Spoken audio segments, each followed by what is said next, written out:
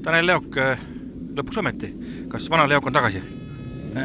Ei ole täitsa veel, et mul ei ole õige põlv veel 100%, et ma ei tea, mis see jamab kogu aeg, et homme lähen elu uuesti, võtan vähe vedeliku põlvest välja, et ei ole täitsa see, nagu ma tahaks ja okei, sõit hakkab paremaks, muidugi sa sõidad, et sõitu saab parandada, aga see ei tule üle, aga kaugel veel sellest paremast ajast. No praegu MM-kalender jälle mängiti ümber, et mis sul nüüd järgmine võistlus on?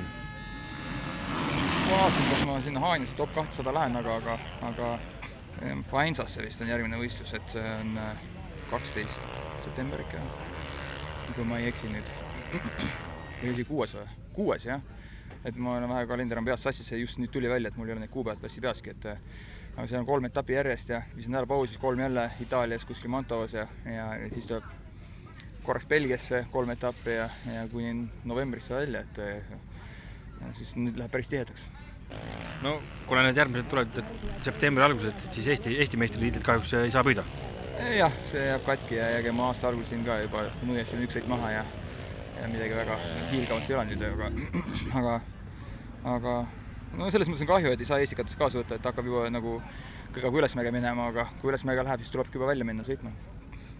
No nüüd Lätis oli sul 3 etappi järjest, Itaaliast 3 ja 3 ja siis veel kord Lommelis 3. Et kuidas need kolmesed üritused üldse sulle passivad? Ei, päris okei on, aga ega, kus ma ütlen nüüd, eks see kõigil on sarnane ja ühtepidi natukene nagu nina pidi liiga kaua koos kõik seal, et teistpidi nagu tüüta, aga samas mulle nagu sobib, et see on hea. No reisikulude pealt hoiad selles mõttes kokku, et pead ühe koha peale 3 ette ei pea kohe mööda maailma ringi kihutama. Ei, seda kindlasti ja neil ongi vaja kiiresti need etapid teha, et üldse tiitel välja anda kunagi ja kui niimoodi nüüd nädala kaupa minna, siis ega siin sügisel võivad ilma nii tuksi ka minna, et ega seal Itaaliaski novembris nii rõõmustavat ei ole. No see aasta üldse üllatusi täis, et mis sa arvad, kes üldse MXGP-s maailmameistriks tuleb?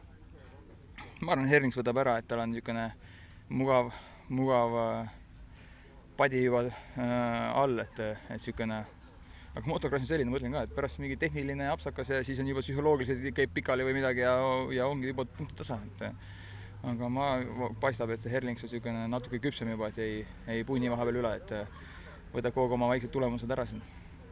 No loodetavasti sul põlva annab järgi ja saad oma tempot ja hoogu jälle suurendada ja hooaja lõpp läheb mõne ülesmäge. Jah, ma aitäh.